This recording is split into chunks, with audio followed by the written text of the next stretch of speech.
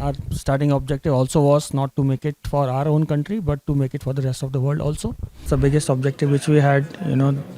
We wanted to bring the best from India to the rest of the world. Very excited about presenting the Ramayana in a way that's never been done before, for India or for the world. My vision was always to put Indian stories on global platform, and Namit also believes in the same thing. Globally, we need to present our stories, or our filmmakers need to tell their stories in the largest possible way and to have the global audience. So that was my dream. With nearly 4,000 crore rupees invested in 2 parts, Namit Malhotra Ramayan को लेके जाना चाहते हैं from India to the world. And from day one he has been very clear about this. अब ये है तो एक बहुत ही ambitious dream. लेकिन सवाल ये खड़ा होता है कि how logically achievable is this dream? Massive promotions in cinema and San Diego Comic-Con, expansive interviews with North American media, and a mammoth distribution tie-up with Sony Pictures जो maximum Indian filmmakers के लिए एक सपना ही है. Namit Malhotra being the producer of this film हर वो चीज कर रहे हैं that he thinks, he is the keyword here, that he thinks will put Ramayan on the to watch in cinema list of the westerners. And again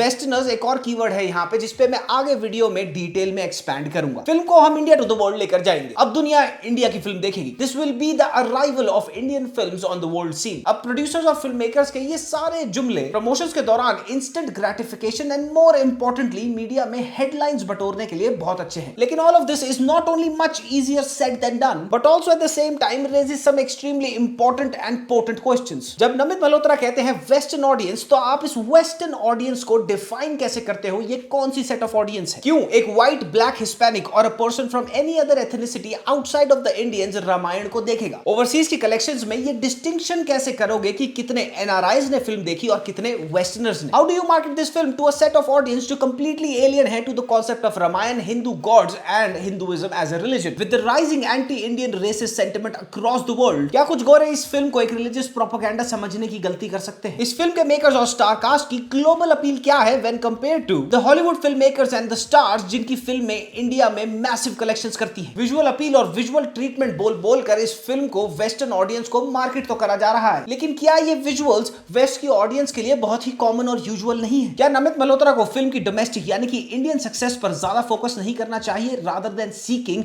foreign validation? And how Ramayana could be a right step in the right direction but not the right step in the right direction for India to the world. तो बस आज इन्हीं logical सवालों पे बात करेंगे and with data, track records and examples समझने की कोशिश करेंगे नमित मल्होत्रा की रामायण को टू द वर्ल्ड ले जाने की इस एम्बिशन को. तो आगे बढ़ते हैं और शुरू करते हैं honestly saying opinions.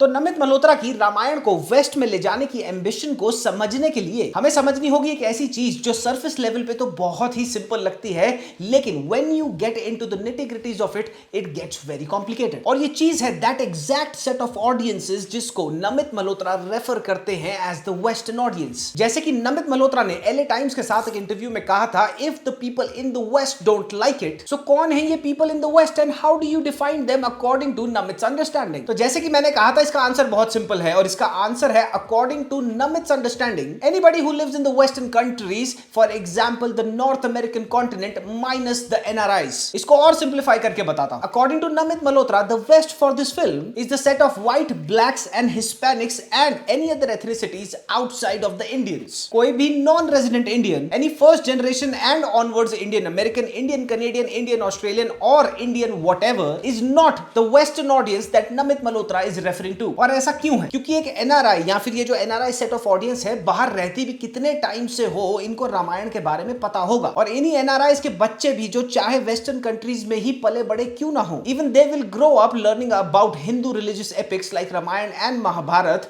Eight their homes. इस सेट ऑफ एनआरआई ऑडियंस के लिए the story of Ramayana is not alien at all. तो जब नमित मल्होत्रा कहते हैं that I want the westerners to watch this film, then he clearly does not include the NRI diaspora living abroad. क्योंकि जैसे कि मैंने कहा कि ये एनआरआई डायस्पोरा तो रामायण देखने जाएगा ही वेस्ट में. नमित सिंपली मींस कि वेस्ट में जो set of audience Hindu culture से और साथ ही हिंदू रिलीजियस एपिक्स की हिस्ट्री से बिल्कुल ही अपरिचित है, बिल्कुल ही एलियन है, वो है मेरे हिसाब से वेस्टर्नर्स. और मैं चाहता हूं कि वो इस फिल्म को देखें. अब नमित मल्होत्रा की इस एम्बिशन में कोई गलती नहीं है, लेकिन इस एम्बिशन में एक जबरदस्त आयरनी है और मल्टीपल जबरदस्त फ्लॉज है. The highest grossing Indian films in the west, the highest grossing Indian films इसलिए नहीं बनती क्योंकि वेस्टर्न कंट्रीज में रहने रहने वाली मल्टीपल एथनिसिटीज उसकी टिकटें खरीदती हैं। वो highest grossing Indian films in foreign countries इसलिए बनती हैं because in the countries like Canada, America, New Zealand, Australia and etcetera, जो इंडियन डायस्पोरा है, जो इंडियन पॉपुलेशन है, वो ये टिकटें खरीदती है भारी मात्रा में। ये जो आजकल नया ट्रेंड चला है कि फिल्में बताती हैं ओवरसीज मार्केट में इतना कमा लिया, उतना कमा लिया, ये सारे collection numbers Indian audiences, specifically Indian audiences living in the western countries से आते हैं। इंडियंस के अलावा भारी मात्रा में वेस्टर्न कंट्रीज में कोई भी और एथनिसिटी के लोग इंडियन फिल्में नहीं देखते। आज तक एट लार्ज सिर्फ 2 एक्सेप्शंस हुई हैं इस केस में, और वो भी टिपिकली वेस्टर्न कंट्रीज में नहीं हुई हैं। पहली है दंगल, जिसको देखा गया चाइना में बाय एक्चुअल चाइनीज पीपल, और फिल्म ने कमाए 1.3 बिलियन युआन्स, जो कि बनते हैं 216 मिलियन यूएस डॉलर्स। और दूसरी फिल्म है आरआरआर, जिसको जापान में एक्चुअल जापानीज लोगों ने, एक्चुअल जापानीज पॉपुलेशन ने देखा, और इस फिल्म ने जापान में कमाए 2.4 बिलियन येन्स, जो ट्रांसलेट होते हैं into 14.5 million US dollars. And mind you, China and Japan में when compared to the western countries, Indian immigrant population बहुत कम है। And this goes on to prove कि दंगल और आरआरआर 2 ऐसी फिल्में हैं जो चाइना और जापान के एक्चुअल लोगों ने देखी एज फॉरेन फिल्म्स। आज तक कोई भी ऐसी इंडियन फिल्म नहीं हुई है जिसने वेस्टर्न कंट्रीज में without the contribution of non resident Indians बहुत ही भारी मात्रा में पैसा कमाया हो। US, Canada, Australia, New Zealand, in fact हर वो फॉरेन कंट्री जहां पे इंडियन डायस्पोरा, इंडियन इमिग्रेंट्स एक भारी मात्रा में एग्जिस्ट करते हैं, वहां पे रामायण पैसा कमाएगी ही। There is no doubt about this. लेकिन सवाल अब यह पैदा होता है कि कैसे कोई डिस्टिंक्शन करेगा कि इस ओवरसीज की आई हुई कलेक्शन में से कितनी कंट्रीब्यूशन थी उस कलेक्शन में एनआरआईज की, और कितनी कलेक्शन आई उन वेस्टर्नर्स से जो नमित मल्होत्रा चाहते हैं इस फिल्म को देखें। और जब ये डिस्टिंग्विश करना नियरली इंपॉसिबल है, तो जब रामायण के रिलीज के बाद रामायण के ओवरसीज कलेक्शन के नंबर्स आएंगे, तो नमित मल्होत्रा, जिन्होंने पब्लिकली ये बोला था कि अगर वेस्टर्नर्स ने ये फिल्म नहीं देखी then I will consider myself and this film a failure, वो प्रूव कैसे करेंगे कि उनकी टारगेटेड वेस्टर्न ऑडियंस ने इसकी कलेक्शन नंबर्स में कंट्रीब्यूट कितना किया। फॉर एग्जांपल, अगर रामायण यूएस मार्केट में, खाली यूएस मार्केट में 200 से 250 मिलियन डॉलर का बिजनेस कर लेती है, जो ये मैं एक्सपेक्ट कर रहा हूं करेगी, इस कलेक्शन नंबर्स में से नमित मल्होत्रा डिस्टिंक्शन कैसे करेंगे कि कितने इंडियंस ने, एनआरआईज ने टिकटें खरीदी और कितने उन वेस्टर्नर्स ने टिकटें खरीदी जो नमित चाहते हैं टिकटें खरीदे। There is absolutely no metric to quantify this. And please, जैसे टटपूंजी रिव्यूअर्स यहां खरीदे जाते हैं हमारे, वैसे ही वहां पर भी खरीदे जाते हैं जो इंग्लिश फिल्मों को रिव्यू करते हैं। ऐसे बहुत सारे रिएक्शन चैनल्स हैं जो सर्वाइव ही इंडियन फिल्मों पे बेकार के रिएक्शन देकर करते हैं। उनको समझ भी नहीं आता वो क्या बोल रहे हैं, लेकिन वो हाइप क्रिएट करते हैं क्योंकि उनको पता है कि हम रिएक्ट करेंगे तो इंडियन ऑडियंस आ जाएगी। और रामायण के बहुत सारे ऐसे रिएक्शंस ऐसे चैनल्स पे आएंगे, but that is not the success metric. इसी चीज का एक एग्जांपल देता हूं और साथ ही एक बबल बर्स्ट कर देता हूं, एक मिसकंसेप्शन भी क्लियर कर देता हूं। आरआरआर का सपोजिटली नॉर्थ अमेरिकन मार्केट में बहुत नाम हुआ था, राइट? अब आरआरआर ने वर्ल्ड वाइड कलेक्शन करी थी 1300 करोड़ रुपए, आउट ऑफ विच 950 करोड़ रुपए इंडियन डोमेस्टिक कलेक्शंस थी। बचे 350 crore overseas. Out of this 350 crore 150 crore के आसपास कलेक्ट हुए थे नॉर्थ अमेरिकन मार्केट से। अब मुझे यह बताओ कि इसमें डिस्टिंक्शन कैसे करोगे कि इस 150 करोड़ रुपए में से नॉन इंडियन ऑडियंस का कितना कंट्रीब्यूशन है टिकट सेल्स की तरफ? पहली बात तो ये इंपॉसिबल है ही जज करना, और दूसरी बात, अमेरिका और यूएस में मिलाकर नियरली 10 मिलियन इंडियंस हैं, विच क्लियरली मींस कि ये population size north American continent में इतना ज्यादा बड़ा है कि यही पॉपुलेशन साइज अगर टिकटें खरीदने जाएगा उस फिल्म की जो नॉर्थ अमेरिका में लगी है कहीं पर भी, तो ये अकेले ही उस 150 करोड़ की कंट्रीब्यूशन में से 95 to 97% कंट्रीब्यूशन लेके आएंगे। तो आरआरआर को अपने टाइम पे नॉर्थ अमेरिकन मीडिया एक्सपोजर मिला था, इसमें से कुछ जेन्युइन था और इसमें कुछ खरीदा हुआ भी था, लेकिन ये कैसे पता लगाओगे कि कितने गोरों ने, कितने कालों ने और कितने हिस्पैनिक्स ने, anybody other than the Indians ने ये जो 150 करोड़ की कलेक्शन हुई उसमें कंट्रीब्यूट किया? तो ये कह देना मुंह फाड़ के कि आरआरआर नॉर्थ अमेरिका में तो बहुत चली थी लेकिन हमें नहीं पता कितने गोरों ने देखी, सारे इंडियंस ने देख ली, तो उसका मतलब ये नहीं हो गया कि वो नॉर्थ अमेरिका में चल गई। ये एक बहुत ही बेवकूफाना स्टेटमेंट है। वीडियो में आगे बढ़ने से पहले इस हफ्ते मेरी रीयूनियन हुई किसके साथ? ट्राइड एंड रिफ्यूज प्रोडक्शन के जैमी पैंट्स के साथ हम लोग दोबारा से एक साथ बैठे और नियरली 3-3.5 घंटा हमने फिल्मों के बारे में दबाकर बात करी। बहुत जबरदस्त बातें हुई है, उसका छोटा सा स्निपेट देखो। पॉडकास्ट लाइव है ऑनेस्टली सेइंग पॉडकास्ट पे, जाके चेकआउट करो। Cocktail 2, what a terrible movie. What a terrible, bro. Me being the biggest Shahid Kapoor stan, I can't believe on like how much I hated that movie. I believe there is a preconditioning also that a lot of people are dealing with, where beautiful is white and blonde for us. We cannot accept the fact that a black lady can lead to a war. As more days passed, the budget kept on going down to justify I was just about the to say movie doing really well. I was like, what? Son of Sardar 2, Dhamal 4. I mean, like, bhai, Stop, bro. Stop. We gotta do it something like this.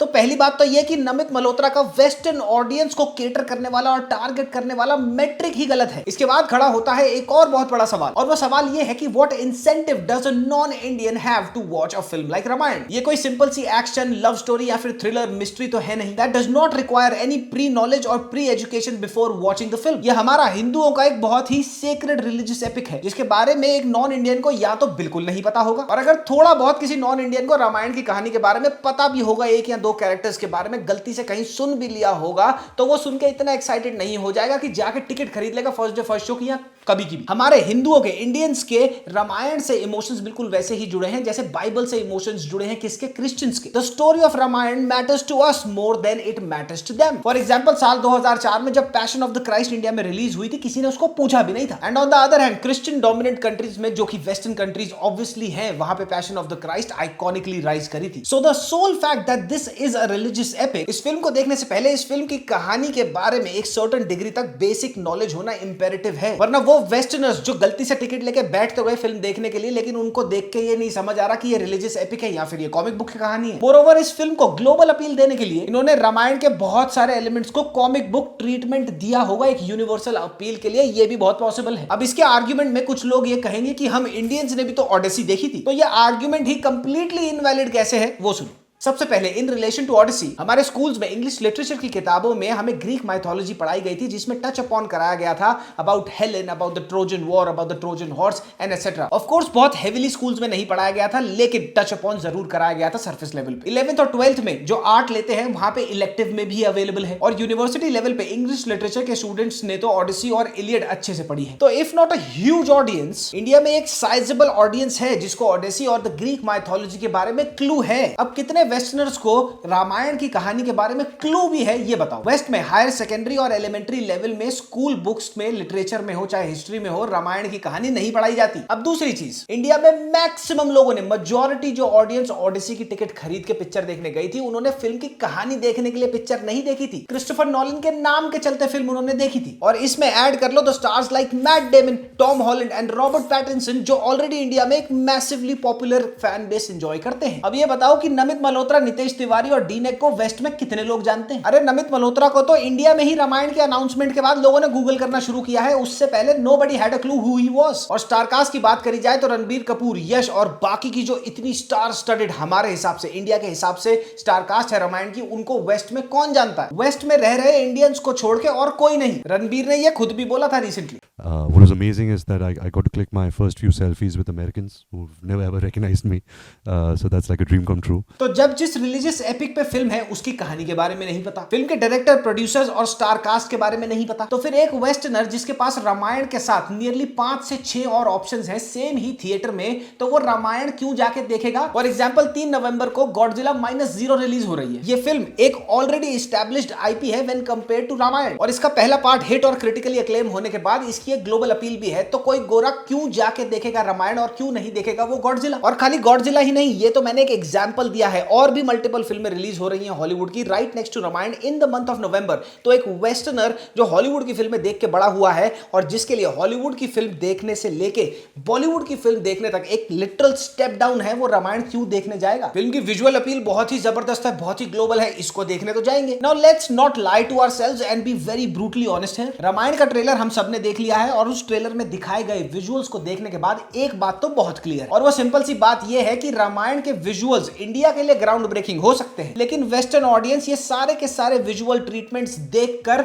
छिक चुकी है आज से 10-15 साल पहले। Hollywood की कोई भी 10 से 12-15 साल पुरानी लाइव एक्शन फिल्म या फिर सुपर हीरो एक्शन फिल्म निकाल के देख लो, रामायण के ट्रेलर से बेहतर आपको उसमें CGI VFX का काम दिख जाएगा। So think about it and tell me logically, comment section में जरूर पुट करना ये चीज कि कोई एक इंसेंटिव है एक वेस्टर्नर के पास रामायण की टिकट खरीदने के लिए, जस्ट बिकॉज न्यूयॉर्क में टाइम स्क्वायर पे ब्रांडिंग हो रही है एंड साथ ही स्पाइडरमैन जैसी मैसिव फिल्म के साथ ट्रेलर अटैच कर दिया रामायण का, उसका मतलब ये नहीं है कि लोग जाके उसकी टिकटें खरीदने लग जाएंगे। और इसी इक्वेशन में एक बहुत ही नई और एक बहुत ही चिंताजनक चीज और ऐड कर लो, the rising anti Indian sentiment not only in the north American continent but also in Europe. Now although ये सेंटिमेंट ऑन ग्राउंड से ज्यादा ऑनलाइन है, बट देन अगेन एक फिल्म के अराउंड नैरेटिव सबसे पहले सोशल मीडिया पे बनता है, and from there on people get encouraged to watch a film और to not watch a film. तो जब ये फिल्म अमेरिका में, जो इस टाइम हॉटस्पॉट है एंटी इंडियन रेसिज्म का, यहां पे जब ये फिल्म अग्रेसिवली मार्केट होगी, जो कि होनी शुरू हो गई है, then what makes you think that racists will not come against this film और उसको ये एक रिलीजियस इंडियन प्रोपेगेंडा नहीं बोलेंगे? फॉर एग्जांपल टेक्सास में एंटी हिंदू सेंटिमेंट कैसा है, इसके बारे में पढ़ के देख लेना। अब ये कंसर्न आपको बहुत छोटा लगेगा,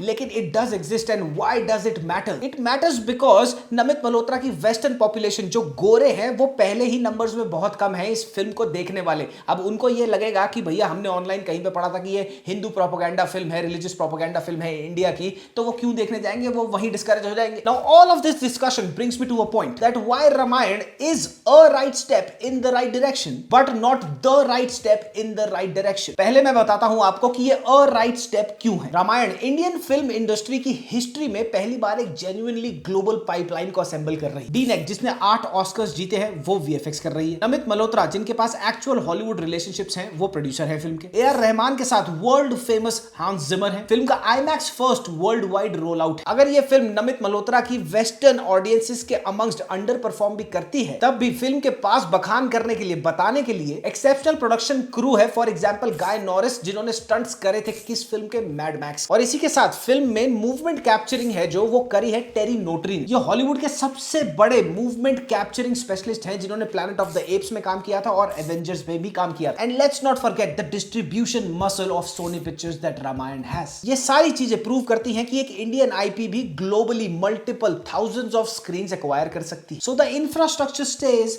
and the capability building is real. और अब मैं आपको बताता हूं that why Ramayana is not the right step in the right direction. सबसे पहली और इंपॉर्टेंट चीज, Ramayan as a film is wrong vehicle for establishing first contact with the world. Global audience को जो थिएटर में खींचती है, वो चीज होती है क्यूरियोसिटी, रेवरेंस नहीं। और रामायण के मेकर्स इस फिल्म को ग्लोबली मार्केट करते हुए बड़े ही कंफर्टेबली और बड़े ही कन्वीनियंटली ये अज्यूम कर ले रहे हैं that everybody cares about Lord Ram and the world of Ramayana. सोच के देखो, Lord of the Rings and Dune taught their mythology to the world from the scratch, from literally zero. Lord of the Rings और Dune के world के बारे में लोगों को पहले से ही पता था, और इसको बड़े पर्दे पे देखने की क्यूरियोसिटी जब उनमें जागी, तो ये फिल्में बड़ी हिट हुई। एंड फर्दरमोर, सिंस ये एक रिलीजियस एपिक है, the makers can not even take creative liberties, जो लिबर्टीज एक फैंटेसी वर्ल्ड बिल्डिंग डिमांड करती है। रामायण के डायरेक्टर नितेश तिवारी ने बिल्कुल यही चीज एक इंटरव्यू में बोली है। When what is known, how becomes more important, and there's nothing much you can do with the what, because that's the sacred text which has been given. It's sacrosanct. You have to maintain the sanctity of it. Simple सी बात है, creative freedom के नाम पे कुछ गलत छेड़ाछाड़ी कर दी हमारे एपिक्स के साथ तो दंगे हो जाएंगे। To travel you need freedom, but to survive at home you need faithfulness. ये इंडियन फिल्म मेकर्स के लिए एक स्ट्रक्चरल ट्रैप है, मार्केटिंग प्रॉब्लम नहीं। दूसरी चीज, बड़े पर्दे पे स्पेक्टिकल दिखाना, लार्जर देन लाइफ स्पेक्टिकल दिखाना